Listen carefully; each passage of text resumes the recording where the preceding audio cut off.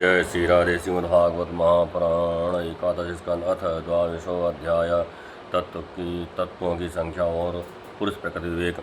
उद्धव जी ने कहा, प्रभु विश्वेश्वर ऋषियों ने तत्वों की संख्या कितनी बतलाई है? अपने आपने तो अभी 19वें अध्याय में 9, 11, 5 और 3 अर्थात कुल 28 तत्व गिनाए हैं। यहाँ यह तो हम सुन चुके हैं, किंतु कुछ लोग 26 तत्व बतलाते हैं, तो कुछ 25, कोई 7, 9 अथवा 6 स्वीकार करते हैं, कोई 4 बतलाते हैं तो कोई 11 है। इसी प्रकार किन्हीं किन्हीं ऋषि मुनियों के मत में उनकी संख्या 17 है, कोई 16 और कोई 13 बतलाते हैं। सनातन ऋषि कृष्ण ऋषि मुनि इतनी भिन्न संख्याएं किस अभिप्राय से बतलाते हैं? आप कृपा करके हमें बतलाइए।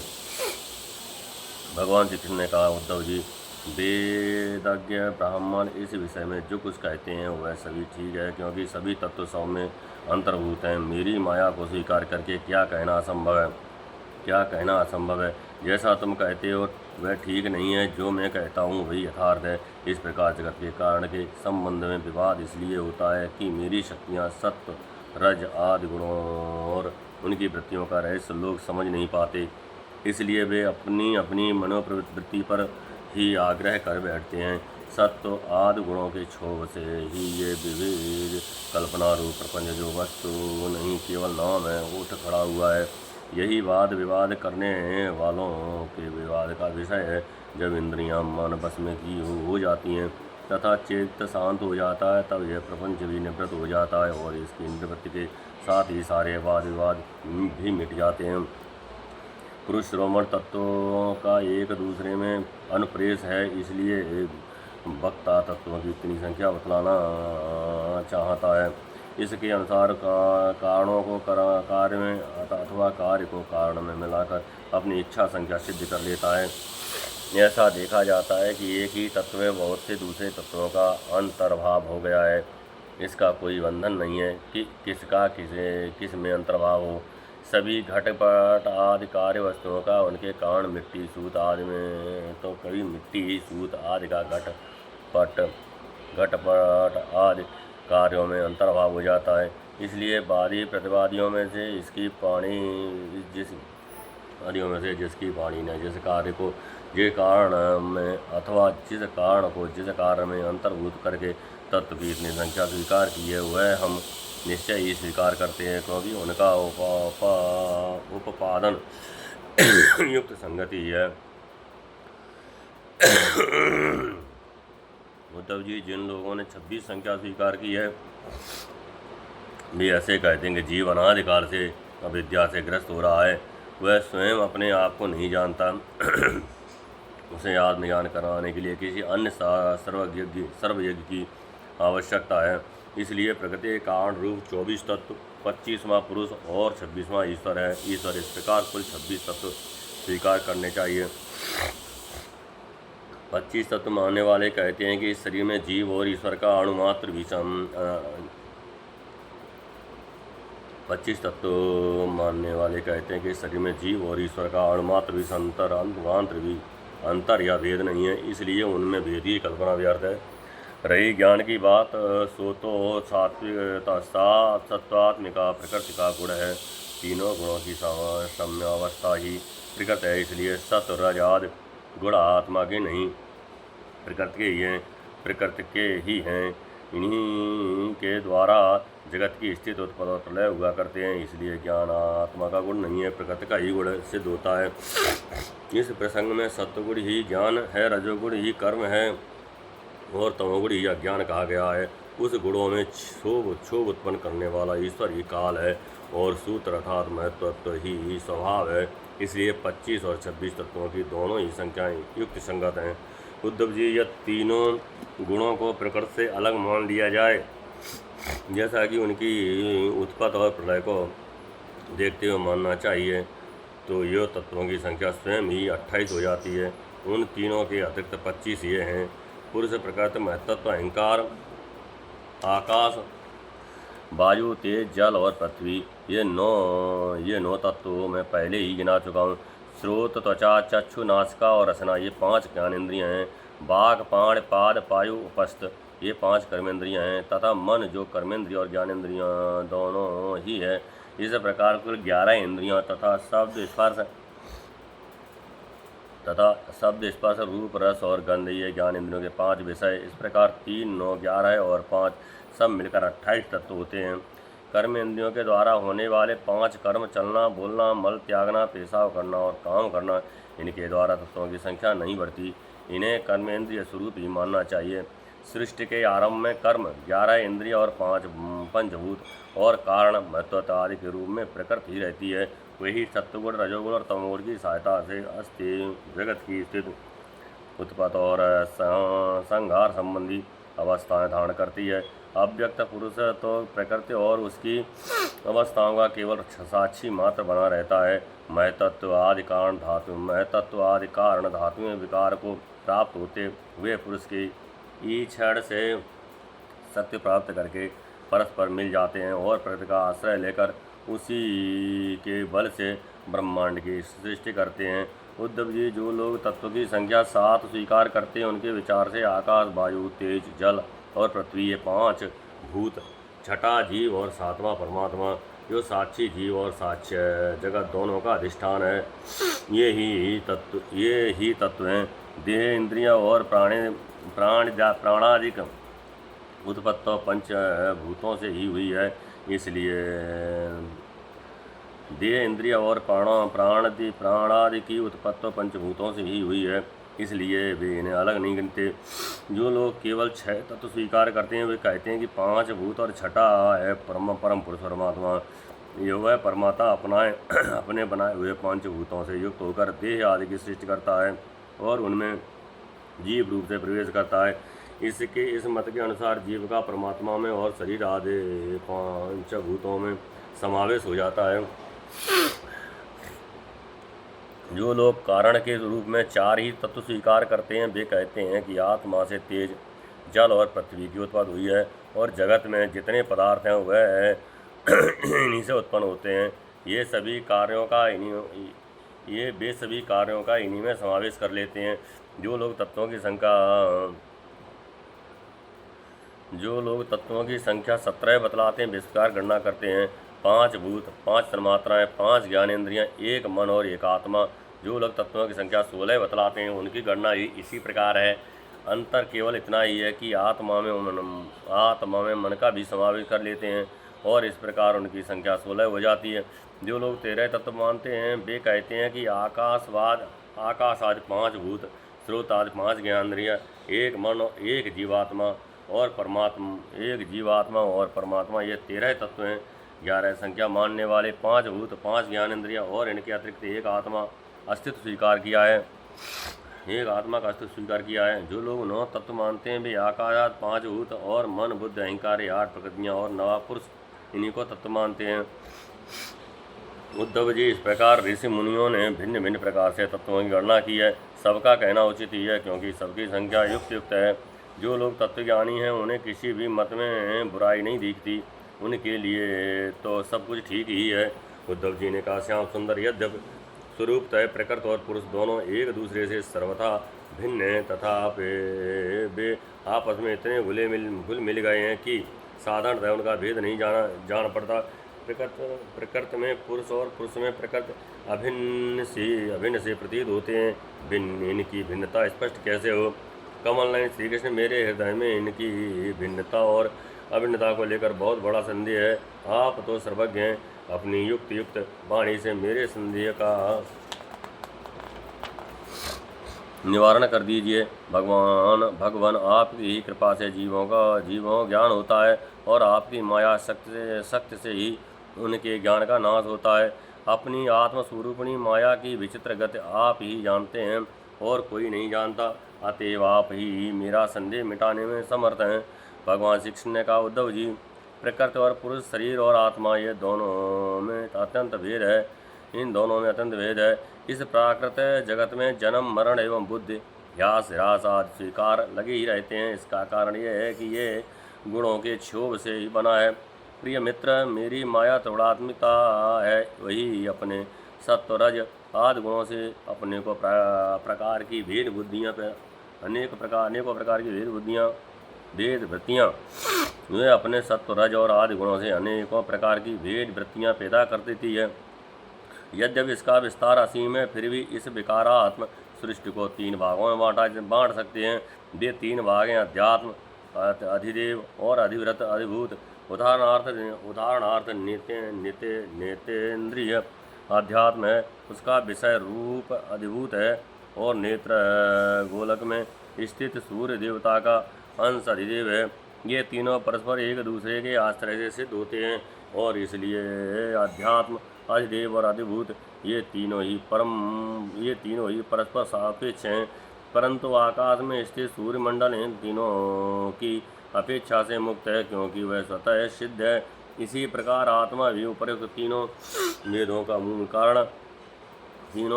मूल कारण उनका साक्षी और उनसे परे है। वही अपनी स्वयं सिद्धि प्रकाश से समस्त सिद्धि पदार्थों की मूल सिद्धि है। उसी के द्वारा सबका प्रकाश होता है। जिस प्रकार चक्षु के 3 भेद बताए गए हैं, उसी प्रकार त्वचा, श्रोत्र, जिह्वा, नासिका और चित्त आदि के भी तीन भेद हैं। प्रकृति से मैं तत्व बनता है, मैं तत्व से अहंकार। इस प्रकार ये अहंकार गुणों के क्षोभ से उत्पन्न हुआ। प्रकृति का ही एक विकार है। अहंकार के 3 भेद हैं, सात्विक, तामस और राजस। ये अहंकार ही अज्ञान और सृष्टि की विविधता का मूल कारण है। आत्मा ज्ञान स्वरूप है, उसका दिन पदार्थों से ना तो कोई संबंध है और ना उसमें कोई विवाद की ही बात है। अस्त नस्त ही है ही नहीं। सगुण निर्गुण, भाव अभाव, सत्य मिथ्या आदि रूप से जितने भी वाद विवाद हैं, सबका मूल कारण भेद दृष्टि ही है। इसमें संदेह नहीं कि इस विवाद का कोई प्रयोजन नहीं है, ये सर्वथा व्यर्थ हैं। तथा जो लोग मुझसे अपने वास्तविक स्वरूप से विमुख हैं, वे इस विवाद से मुक्त नहीं हो सकते। उद्धव जी ने पूछा, भगवान, आपसे विमुख जीव अपने किए हुए पुण्य पापों के फलस्वरूप ऊंची नीची योनियों में जाते आते रहते हैं। अब प्रश्न यह है कि व्यापक आत्मा का एक शरीर से दूसरे शरीर में जाना, अकारता का कर्म करना और नित्य वस्तु का जन्म मरण कैसे संभव है? गोविंद, जो लोग आत्मज्ञान से रहित हैं, वे तो इस विषय को ठीक सोच भी नहीं सकते, और इस विषय के विद्वान संसार में प्रातः मिलते नहीं, क्योंकि सभी लोग आपकी माया की भूल भुलैया में पड़े हुए हैं। इसलिए आप ही कृपा करके मुझे इसका रहस्य समझाइए। भगवान श्री कृष्ण ने कहा, प्रिय उद्धव, मनुष्यों का मन कर्म संस्कारों का पुंज है। उन संस्कारों के अनुसार भोग प्राप्त करने के लिए उसके साथ 5 इंद्रियां भी लगी हुई हैं। इसी का नाम है लिंग शरीर। वही कर्मों के अनुसार इस शरीर से दूसरे शरीर में, एक लोक से दूसरे लोक में आता जाता रहता है। आत्मा इस लिंग शरीर से सर्वथा पृथक है, इसका आना जाना नहीं होता। परंतु जब वह अपने को लिंग शरीर ही समझ बैठता है, उसी में अहंकार कर लेता है, तब उसे भी आना जाना प्रतीत होने लगता है। मन कर्मों के अधीन है। वह देखते हुए या सुने हुए विषयों का चिंतन करने लगता है, और क्षण भर में ही उनमें तदाकार हो जाता है, तथा उन्हीं पूर्वचित्त विषयों में लीन हो जाता है, और धीरे धीरे उसकी स्मृति पूर्वापर का अनुसंधान भी नष्ट हो जाता है।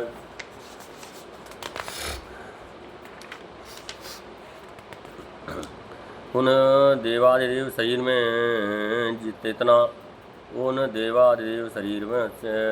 इसका इतना अविनेश, इतनी तल्लीनता हो जाती है कि जीव को अपने पूर्व शरीर का स्मरण भी नहीं रहता।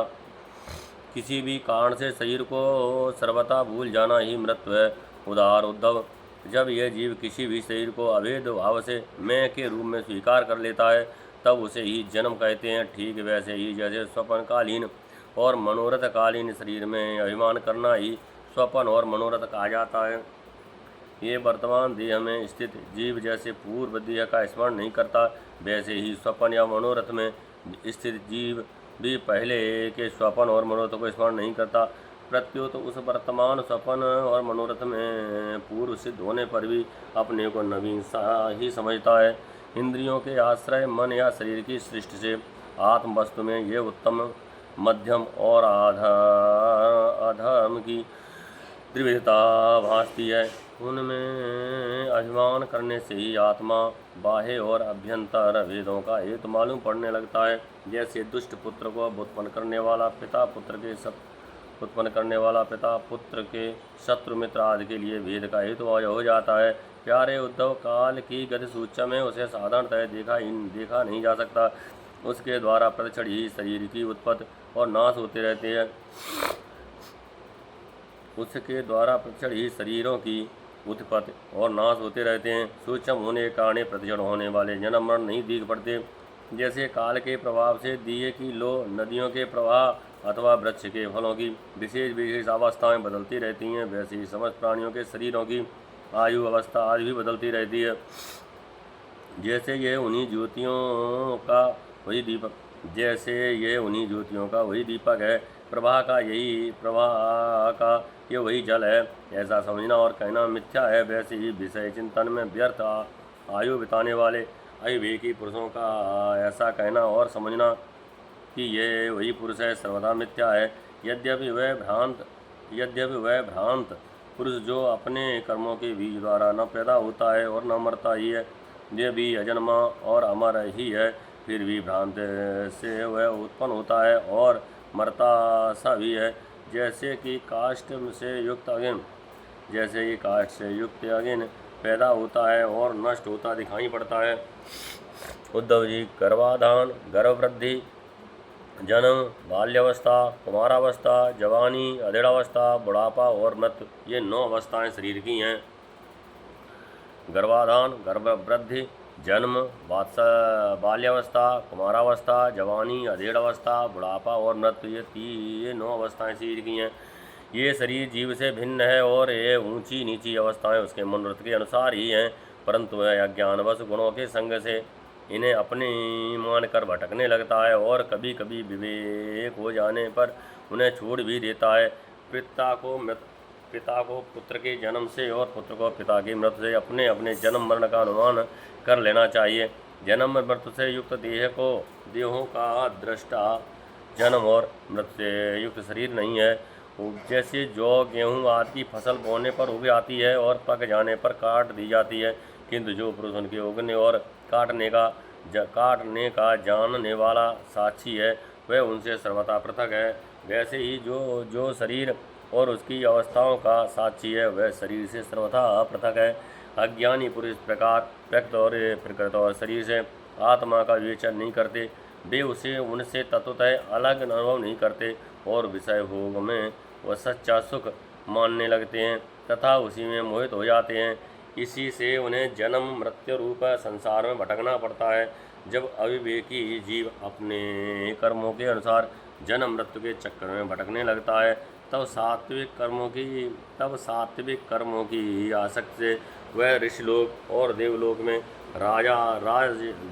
में राजसिक कर्मों की आसक्ति से मनुष्य और असुर योनियों में तथा तामसी कर्मों की आसक्ति से भूत प्रेत एवं पक्षी आदि योनियों में जाता है। जब मनुष्य किसी को नाचते गाते देखता है, तब वह स्वयं भी उसका अनुकरण करने तान तोड़ने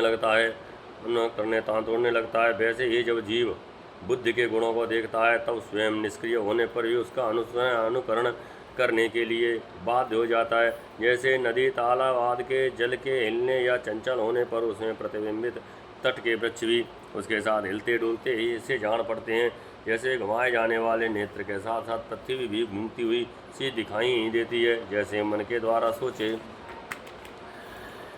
सोचे गए तथा स्वप्न में देखे गए भोग पदार्थ सर्वथा अलित हुई होते हैं, वैसे ही दासार आत्मा का विषयानुभव रूप संसार भी सर्वथा असत्य है।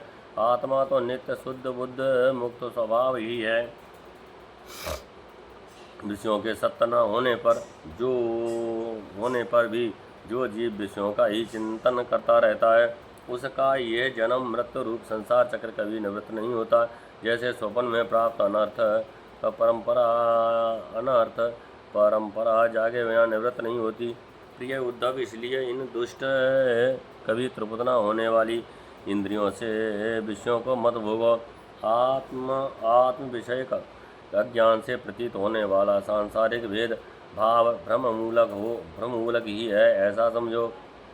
असाध पुरुष गर्दन पकड़कर बाहर निकाल दे, वाणी द्वारा अपमान करके उपहास करे, निंदा करे, मारे पीटे, बांधे, आजीविका छीन ले, ऊपर थूक दे, मूत दे, अथवा तरह तरह से विचलित करे, निष्ठा से डिगाने की चेष्टा करे, उनके किसी भी उपद्रव से क्षुब्ध न होना चाहिए, क्योंकि वे तो बेचारे अज्ञानी हैं, उन्हें परमार्थ का तो पता ही नहीं है। अतः जो अपने कल्याण का इच्छुक है, उसे सभी कठिनाइयों से अपनी विवेक बुद्धि द्वारा ही किसी बाह्य साधन से नहीं अपने को बचा लेना चाहिए। वस्तुतः आत्मदृष्टि समस्त विपत्तियों से बचाने का एकमात्र साधन है।